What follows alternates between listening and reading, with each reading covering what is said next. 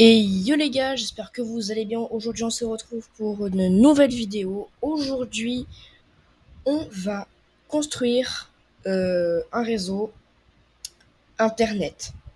Alors, je sais, vous allez me dire, oui, Guru Tech, euh, quand même, t'as beaucoup de choses à faire pour construire un réseau. Alors, en fait, c'est une simulation qu'on va faire. Alors, pour ça, on se retrouve sur l'application ou le logiciel Philus. Qui va nous permettre de faire des simulations de réseau et de comprendre différentes connexions de réseau et différents types de serveurs. Donc pour commencer, on va déjà commencer par connecter deux ordinateurs. Donc je vais appeler mon premier ordinateur machine 1, donc avec M1. Voilà. Et je vais mettre M2. Alors vous avez remarqué, j'imagine, que dans l'adresse IP ici, on a les mêmes adresses IP. Vous en doutez bien que si j'essaye donc de communiquer avec cette machine, de cette machine-là à cette machine-là, et ben le problème c'est qu'on ne saura pas l'adresse IP. Il croira qu'il va devoir se communiquer avec lui-même. Et du coup, voilà. Il va falloir modifier l'une de vos adresses IP, donc de l'un de vos ordinateurs, en mettant, au lieu de 10, vous mettez 11. Si vous voulez valider automatiquement sans que, après, quand vous quittez, ça centralise aussi.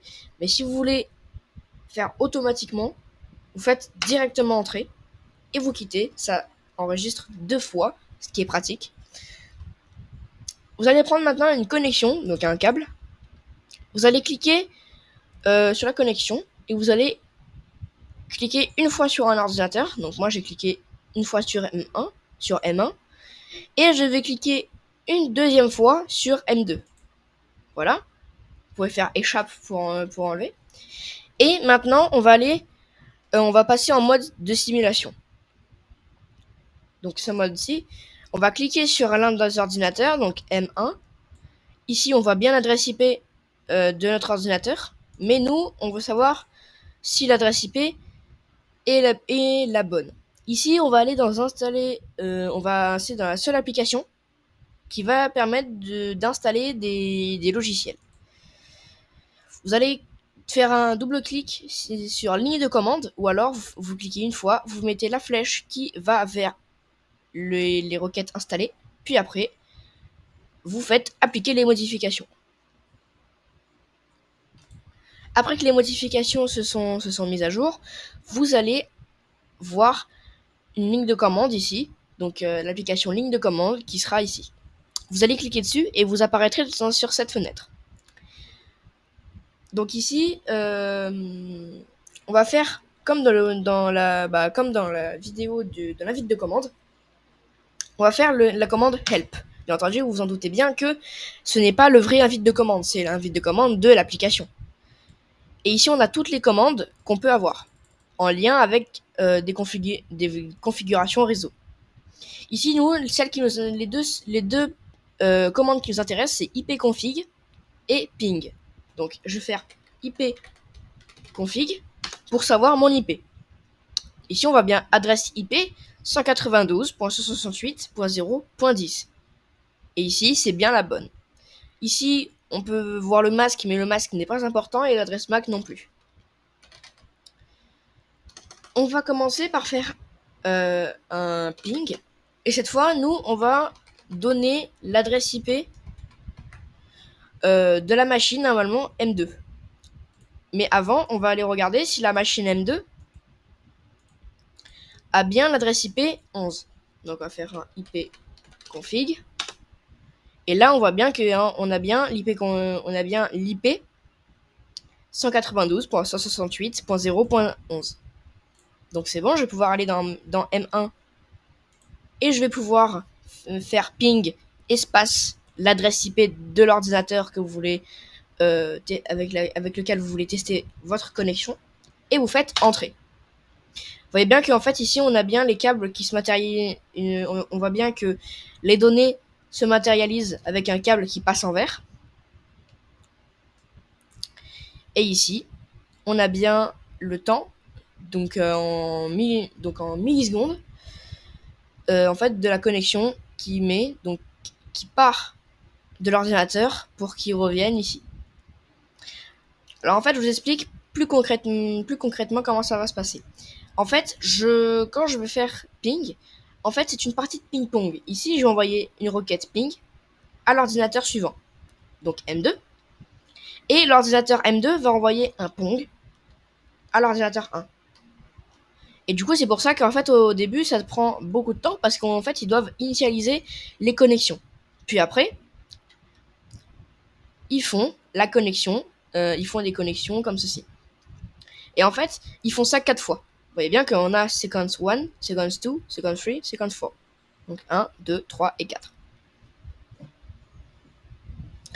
Alors plus précisément, on a quelque chose qui peut être en rapport avec ceci. C'est la commande traceroute. Alors, qui va nous permettre de savoir si donc si l'ordinateur soit a une connexion, ou alors si l'ordinateur lui en fait quelle est sa route, en fait quelle est la route à emprunter pour aller sur cet ordinateur. Donc on va aller sur 11 et là on va voir qu'ici faire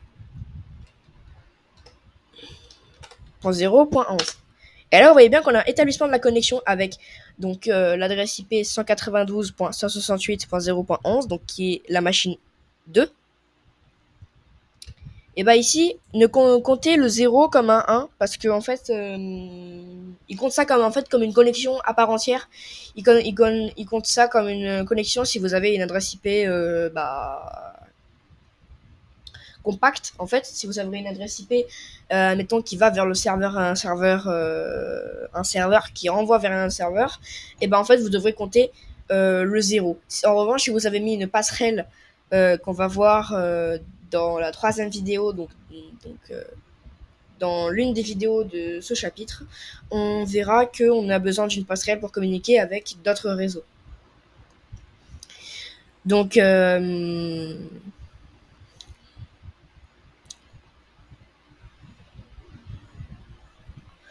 en fait, c'est comme ça que ça va fonctionner. Donc maintenant qu'on a testé nos connexions, on sait maintenant que la machine M1 est bien connectée à la machine M2. On va maintenant essayer de connecter une 3e machine ensemble.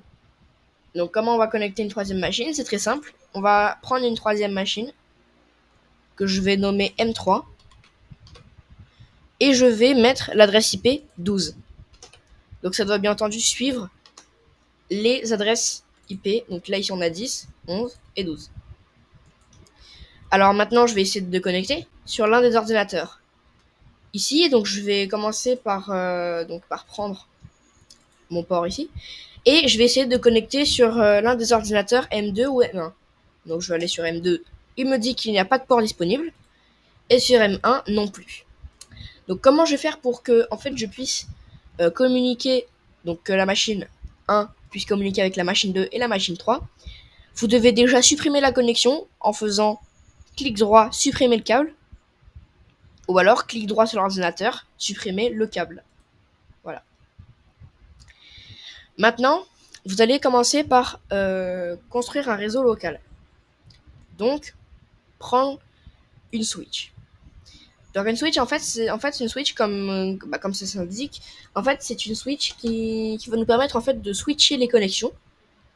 Donc de dire, la connexion M1 va aller vers la connexion M3.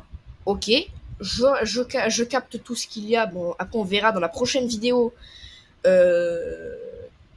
les paramétrages d'une switch et comment bien les paramétrer sur Philus. Donc pour l'instant, on va juste changer le nom. Ici, ne vous intéressez pas au nom Wi-Fi SSID. On verra dans la prochaine vidéo qu'est-ce que c'est. Ni aux rétentions SAT.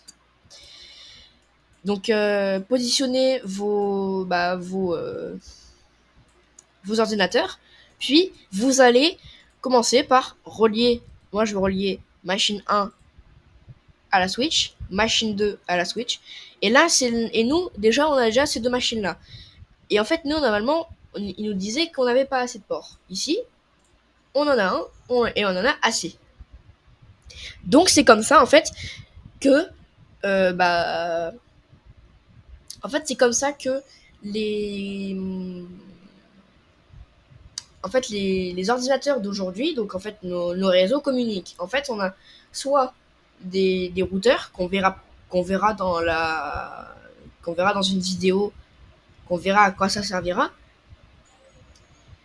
et on a plein d'autres choses qu'on verra à quoi ça va servir. Voilà, on aura plein de choses qu'on va voir dans d'autres vidéos futures. Ici, je vais essayer ici cette fois de prendre M1.